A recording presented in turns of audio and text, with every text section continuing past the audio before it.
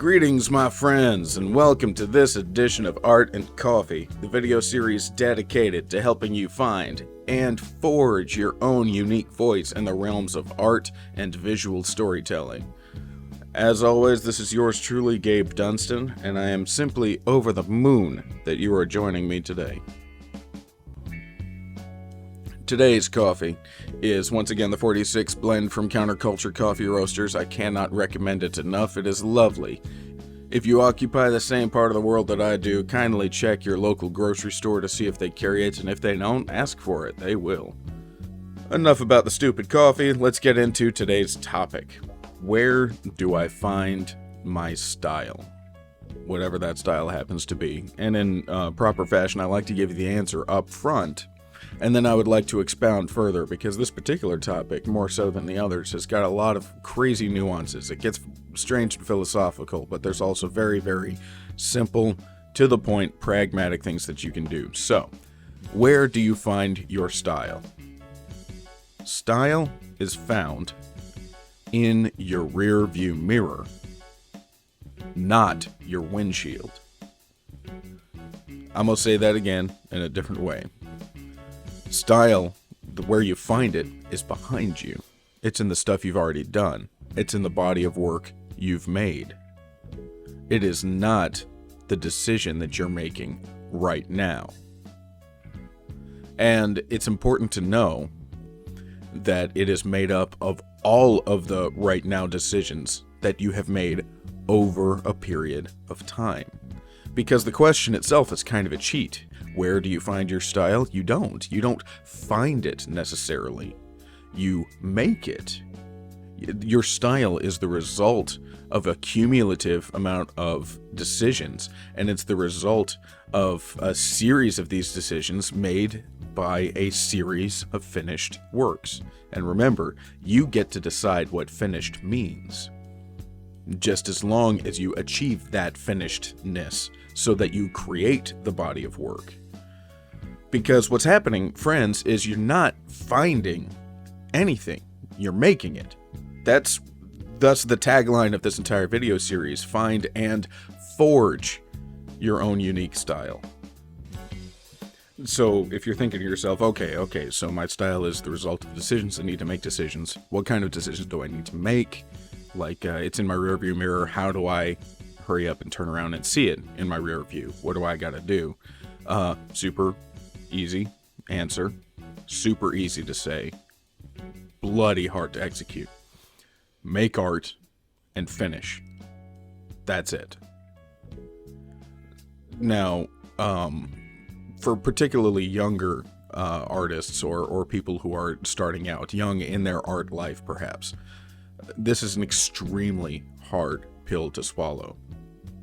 Because the emotional landscape of so many of my younger students, and most certainly myself and all of my art friends, especially when I was a teenager and my very, very early 20s, because the thought, the emotional feeling was, if I can happen upon what is my style, which is an abstract concept that none of us fully understood because we had not been making art long enough.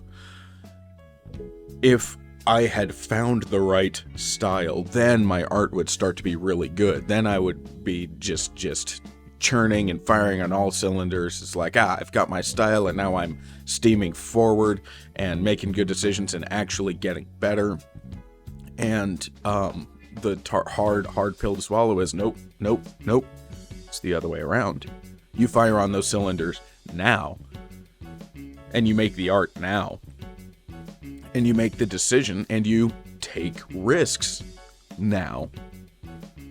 And after you make enough art and take enough risks and look back and say, I like this, I don't like this, and start doing more of what you like and less of what you don't, and continue to experiment to find more things that you like and more things that you don't. That's making your style. That is where you're forging your sensibilities. That is where your specific voice is forged. It's in the experimentation, the iteration, the making decisions and the looking back and deciding how you feel about it after enough time has passed. Do not look at your artwork as soon as you finish it and make those decisions right away. Don't do that. Because if you're anything like me, by the time you finished whatever artwork you're on, you hate it. This may not be true for everyone, but for me, most certainly, by the time I'm done making whatever thing that's in front of me, I've been working on it for so long, I'm just so sick of looking at it, and I don't want to look at it anymore, and I put it away, and I don't look at it anymore, and I come back in a week or two, sometimes a month or two, and then I could see it with fresh eyes, because by then I've stopped hating it. And if that's not you, good for you. And if that is you, there's nothing wrong with you. It's perfectly natural. Everything's fine. Now, why this is such a difficult pill to swallow is because, again, the emotional landscape is when I find my style, I'm no longer flailing. I'm actually making art and getting better, actively, every time I move my pencil. But until I find my style, I'm just flailing and faffing about, and I don't know what I'm doing or what's happening, and I'm not confident, and I don't feel good about what I'm doing necessarily. Or I will feel good, but I'm not sure if what I'm doing is actually any good at all because I'm too far in my head. That's what it felt like for me, and it felt like for my other art friends when I was much younger. And I suspect that's what it feels like for most of my younger students. Experiment, iterate, finish, see how you feel. That's rough because it feels like you're just flailing about and you're just throwing anything against the wall to see what sticks, and it's just nerve-wracking and inefficient and just filled with, what am I even doing here? I don't know what I'm doing. And I hate to tell you, friends, that you're right. It does feel like flailing because it kind of is. And it is inefficient. It's extremely inefficient. Trial and error. In every endeavor in life, trial and error is perhaps the most inefficient method of learning. However, if you talk to any engineer worth their salt, they can figure a lot of stuff out. On paper, a lot of stuff out. But at the end of the day, even the greatest engineer will admit that trial and error is the greatest of all teachers, because it immediately tests where the rubber meets the road and makes apparent all of the variables that were overlooked, no matter how studious and fastidious the engineer doing the paperwork was. There's almost always variables in the field that they don't predict. Same goes with your art. It's a very good idea to learn from other people's experience and other people's mistakes and other people's successes. Learn more from the mistakes. But at the end of the day, until you uncap your pen or sharpen up your pencil and experiment yourself and make your own art yourself and try your own things yourself, you're not going to figure it out. You're not going to forge your style by thinking about it.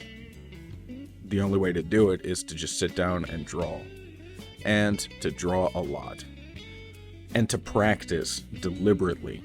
To actively seek out to shore up your weaknesses. To actively seek out the concept of getting better. And again, you're allowed to decide what getting better means. For me, coming up, it means getting better at figure drawing, making sure that the facial expressions actually communicate the emotion that I want to, and anatomy. When I was early coming up and I so desperately wanted to draw Spider-Man, getting the anatomy right, making sure that I drew the bicep, the tricep, and the brachialis, and make sure that I drew all of the muscles that lead from those into the forearm, and so on and so forth. For other artists like Milt Keniff, who did Terry and the Pirates, an old comic strip called Terry and the Pirates, and then after that, Steve Canyon. For him, I believe it was the thing that he actively practiced was composition and spot blacks.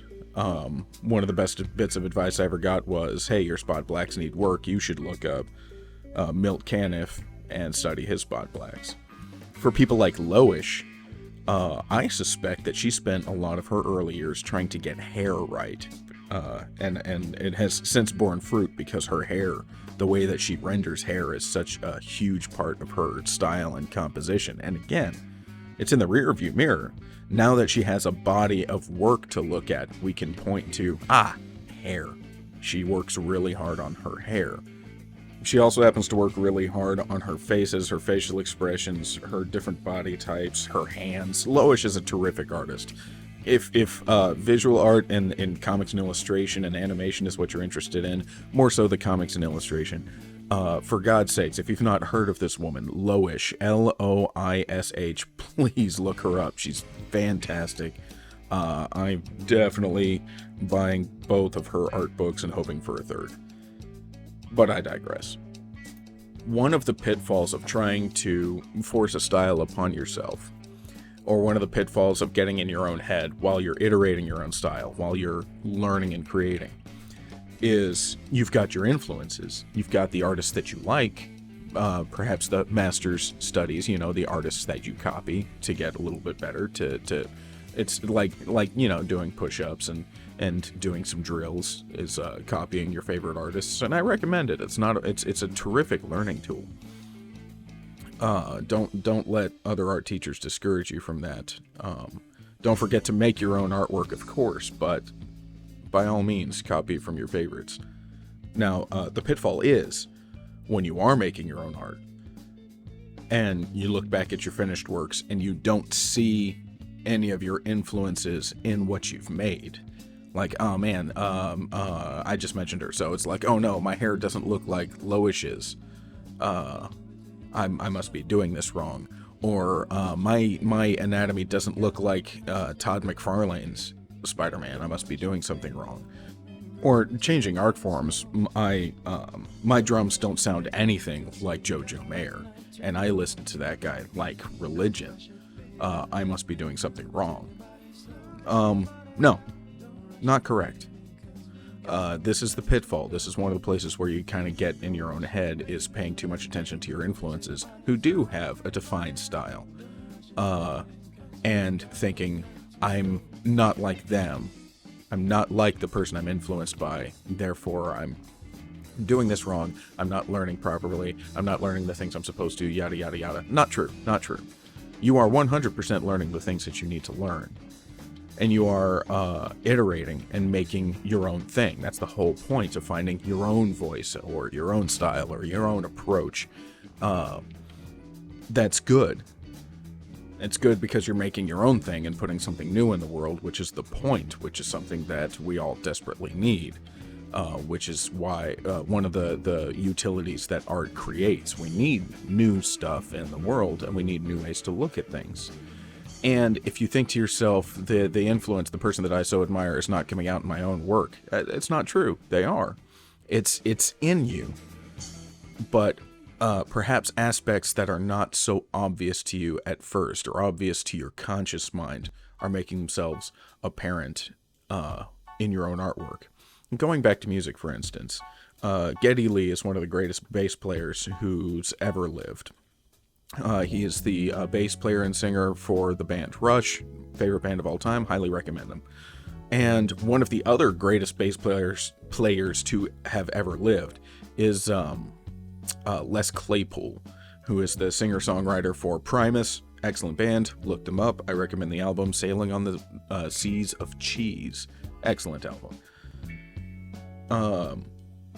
Les Claypool of Primus loves Rush, loves Geddy Lee, and would listen to Geddy Lee's bassing all the time. And so the day finally came, Glory of Glories, Primus was contracted to open for Rush on a tour. And so the members of Primus get to meet some of their heroes, because they all like Rush, get to meet their heroes and talk shop. And so Les Claypool says to Geddy Lee, I'm such a huge fan. Your bass playing is one of my biggest influences. And Geddy Lee says, I'm really surprised to hear that, because I don't actually hear any of myself in your playing. Geddy Lee is fingerstyle, straight-ahead bass playing. Les Claypool is very poppy, slappy, much more all over the place. However, both of them travel up and down the neck and try to expand what the instrument can do. And that was the influence. Not like Geddy Lee, from his perspective, his style is playing something complementary, filling out rhythm, and Geddy Lee is most attracted to melody. And so he's filling in melodies. That's where his mindset is at. However, Les Claypool hears somebody who's playing very busy, playing very intricate, and playing up and down the neck and filling a lot of space. That's the influence he took in. So these two experts of an art form see each other and recognize the way game recognizes game. But what they didn't recognize was the influence of one style on another. Because Geddy Lee was looking at his style differently than Les Claypool was. So when you are creating your own artwork and you do not see the style of the artists who most influence you inside of your own artwork, that's okay. The chances are people outside of you could see it better, because that's kind of how it always works. Seeing yourself from the outside is so much easier when you're somebody else. So when you're making your own artwork, and when you are pursuing your own idiom or your own style, when you are making the decisions, and when you are experimenting, and when you feel like you're flailing, do not turn around, look at your influences and say, oh crap, I don't look like them, I must be doing a bad job. No. You draw your inspiration from them, but then you do your own job. And chances, like, I'm willing to bet all the money in my pocket that you're doing a far better job than you think you're doing. Because it's so easy and common for artists to put themselves down so much more than to build themselves up. Because when we're building our eye towards improvement, we have to be self-critical. And overdeveloping that self-critical eye will make you better faster, but it'll also take away some of your perspective and make you sadder. So what I want you to do is I want you to remember this moment, remember these words. You're doing fine. It's natural, perfectly natural and okay that you're not seeing the greatness of your influences in your own art, especially not right away. Because chances are that you are absolutely being influenced and letting that influence come out in your own personal work, but in a way that may not be completely obvious to you at that time, or maybe ever. But it's happening, and it's natural, and I want you to not freak out, because you're doing all right. I'd like to talk about another pitfall. This pitfall is very apparent when a young artist or someone who is young at art is trying to put their style in the windshield instead of the rearview mirror. When they're trying to make deliberate choices ahead of time, this is what my style is, and then iterating on that, as opposed to making the choices of, I'm going to experiment this way and see what happens. This is a tremendous pitfall because it is so extremely easy, especially for young artists, especially for young people, to have a weakness that they do not want to confront and say, this is part of my style. And it's a head fake. It's a way to kind of cheat yourself from fixing one of your weaknesses, from confronting something that is extremely hard to confront. The most common way that I see this happen are the kids who want to make comics and are much more influenced by Japanese comics. They're much more influenced by manga and anime. And so they are copying the styles of different Japanese artists and claiming it as their own, which is already a mistake, followed by copying the conventions of that very extremely specific form of Japanese comics. Those comics are made on a different timetable and presented to a different market, and because Japanese read language different than Western readers, it also has different conventions. So I've seen kids have vertical speech bubbles, or speech bubbles with way too much space around the letter forms, and I have to say, this isn't good. This isn't helping you. This is a visual mistake. It's drawing attention away from your artwork and putting it into a bit of your art that's not actually helping anyone. If you need extra ideas as to what I need, Japanese language is read up and down more so than side to side, and so the speech bubbles for Japanese comics are much more vertically based, whereas, when those comics are translated, the side to side letter forms are put inside of the bubbles that already exist, because that's kind of what you have to do, but you have to understand that's a translation. That is not an art form of itself. That was not an artistic choice. And so to copy this translation of convenience, this splitting of a difference, and to claim it as part of your own style, nay, it is a weakness and a mistake that you are claiming as a style. And what that does is it's hampering you. Anytime you claim a weakness as a style, that leads to your weaknesses standing. That's something that stands in the way of your growth. There's a difference between making an artistic choice and allowing a weakness to stand. And the way that you find the difference is by trying everything. By actually, if you ask for somebody to give you a suggestion and their suggestion sounds stupid as hell, take the suggestion. Try it once. That's experimentation. That's iteration. Try it, see what happens, and give yourself a little time to live with it, no matter how foolish it sounds, assuming it's not costing you anything outside of your time in moving your pencil. A reasonable amount of time in moving your pencil. There you go. Then you'll find out whether or not you're making a choice or you are operating from the position of a weakness. Because one of those is growth. One of those is a decision that forges your style. The other one is stagnation. The other one is something that keeps you away from your style and keeps you away from quality. Another common pitfall is the opposite of what I said previously. When you don't see your influences in your own work, it's the kids who refuse to not see those influences, who are essentially turning themselves into the clone of somebody else's work, but doing so in such a diligent and fastidious manner that they have fooled themselves into believing that this is their style. And of course it looks like so-and-so's artwork because I'm deeply influenced by so-and-so. This is pitfall number 2, because it's so very easy to just copy somebody else completely and claim that style as your own. And it's remarkably easy to copy somebody completely, claim their style as your own, and not realize that you're committing a kind of art theft, which is the kind of art theft that only hurts you.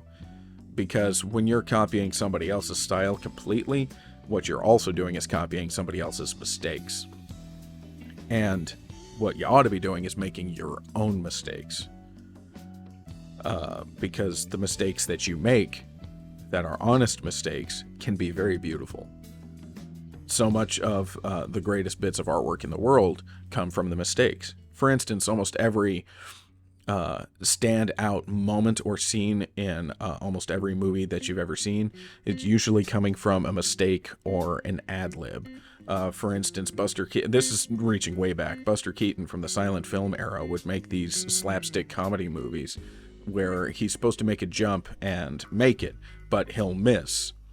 And he decides, you know what, keep the footage of me missing. We'll make more jokes on top of that. The spontaneity, the mistakes.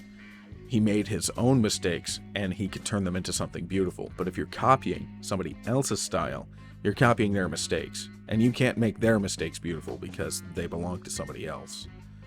And you can hurt yourself because even your triumphs, if you're copying completely, even your triumphs will belong to somebody else.